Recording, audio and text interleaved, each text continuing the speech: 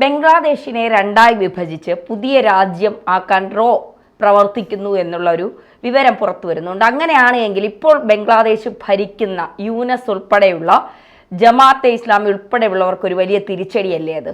അല്ല, ബംഗ്ലാദേശിൻ്റെ ഭരണം ഇപ്പോൾ മുന്നോട്ട് കൊണ്ടുപോകുന്നത് മുഹമ്മദ് യൂനിസാണ്. മുഹമ്മദ് യൂനിസിൻ്റെ പദവി അവിടുത്തെ ചീഫ് അഡ്വൈസർ എന്നാണ്. അദ്ദേഹം പറയുന്നത് 2026 വരെ ഈ രീതിയിലൊക്കെ കാര്യങ്ങൾ മുന്നോട്ട് പോകും എന്ന് പറഞ്ഞാൽ 2026 വരെ ഞാൻ ഭരിച്ചോളാം. ഇതാണ് മുഹമ്മദ് യൂനിസിൻ്റെ ലക്ഷ്യം.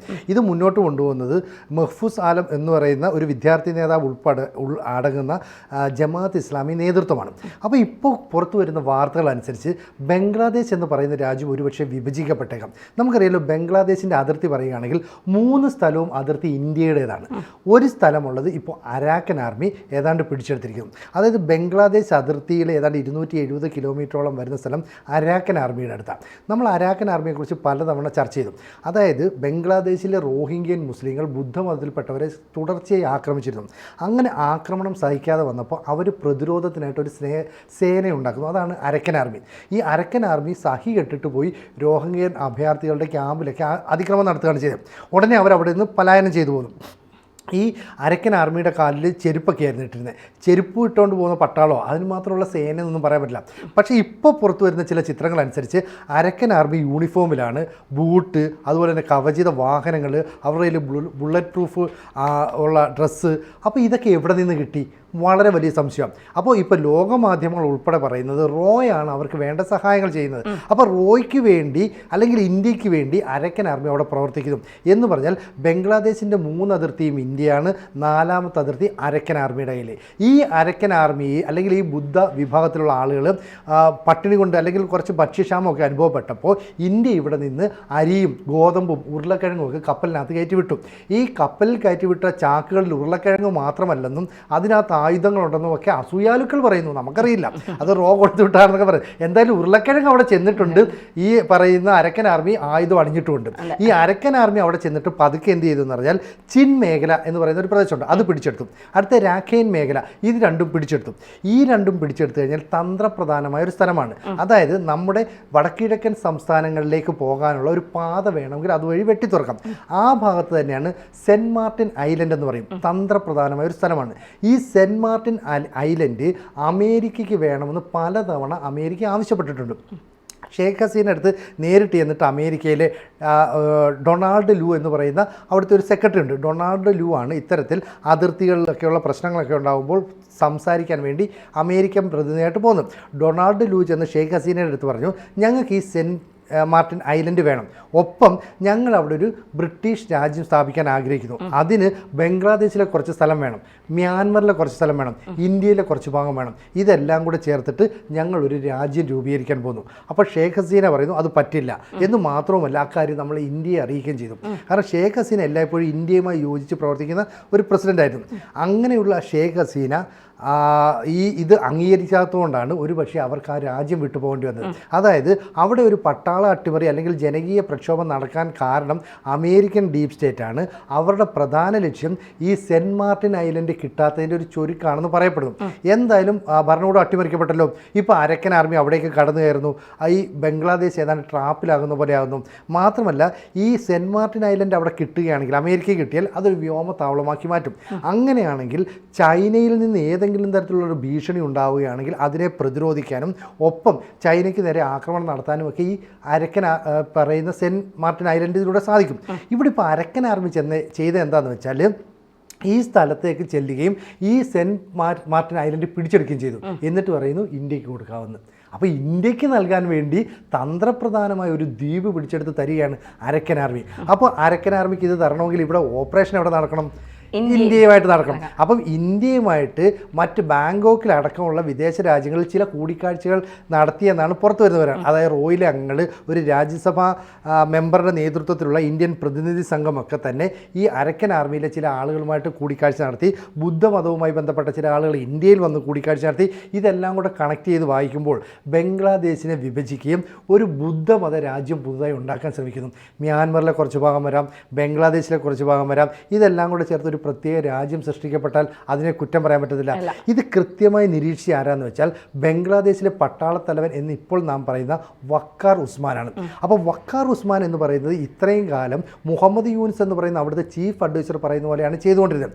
പക്ഷേ ഇപ്പോൾ പറയുകയാണ് ഇന്ത്യ എന്ന് പറയുന്ന മഹാരാജ്യത്തിൻ്റെ താല്പര്യങ്ങൾക്ക് അവരുടെ ഇഷ്ടാനിഷ്ടങ്ങൾക്ക് വിരുദ്ധമായി ബംഗ്ലാദേശ് ഒന്നും ചെയ്യുന്നില്ല.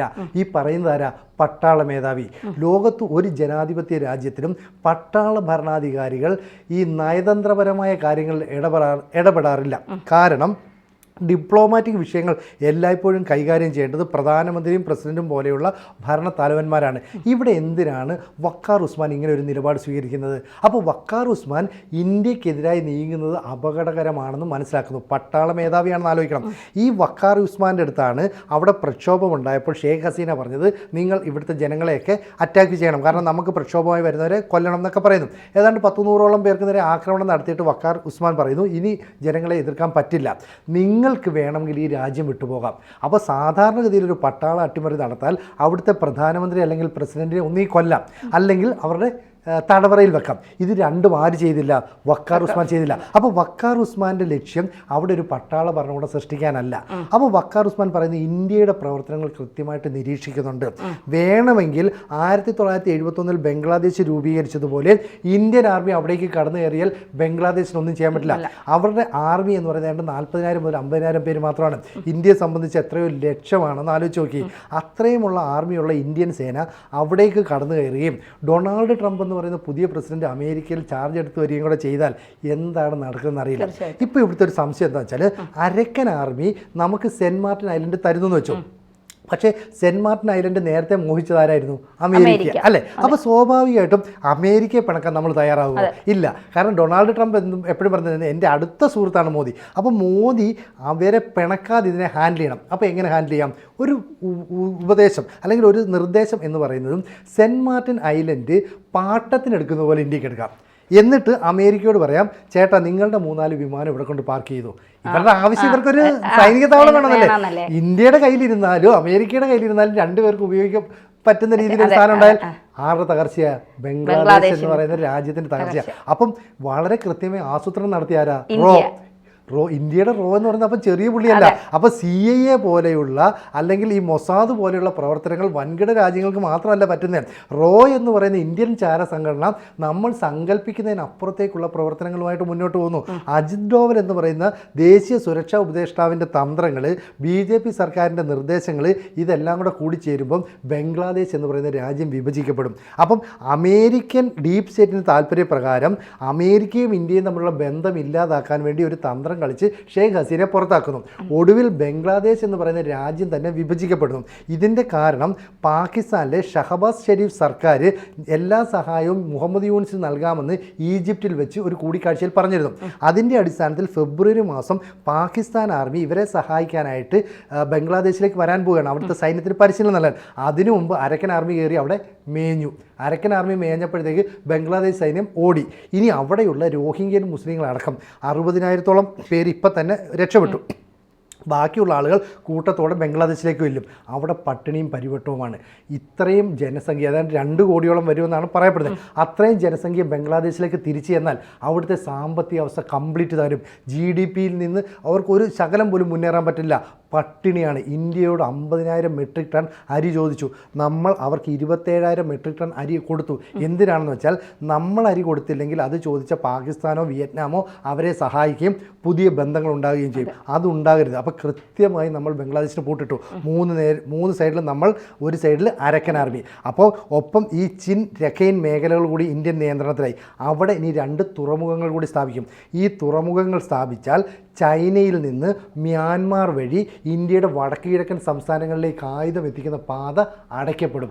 പകരം ഈ തുറമുഖങ്ങൾ വഴി കാര്യങ്ങളെല്ലാം ഇന്ത്യൻ നിയന്ത്രണത്തിൽ വരും. അപ്പോൾ റോയുടെ, നരേന്ദ്രമോദിയുടെ ബുദ്ധി നമുക്ക് കുറച്ച് കാണാൻ പറ്റും. തീർച്ചയായിട്ടും ബംഗ്ലാദേശിനെ തകർക്കാൻ, അല്ലെങ്കിൽ ബംഗ്ലാദേശിലെ ഇപ്പോഴത്തെ സർക്കാർ, അവിടുത്തെ ജനങ്ങളെയല്ല, സാധാരണ ജനങ്ങളെയല്ല, ഈ ഭിന്നിപ്പിക്കാൻ നിൽക്കുന്ന സർക്കാരിനെ തകർക്കാൻ നരേന്ദ്രമോദി ഉണ്ടാക്കുന്ന തന്ത്രങ്ങൾ എന്താണ് എന്ന് ഒരുപക്ഷെ ചിന്തിക്കാവുന്നതിലും അപ്പുറമാണെന്നുള്ളതാണ് നമുക്ക് ഈ വാർത്തകളിൽ നിന്ന് തന്നെ നമുക്ക് വ്യക്തമാക്കാൻ കഴിയുന്നത്.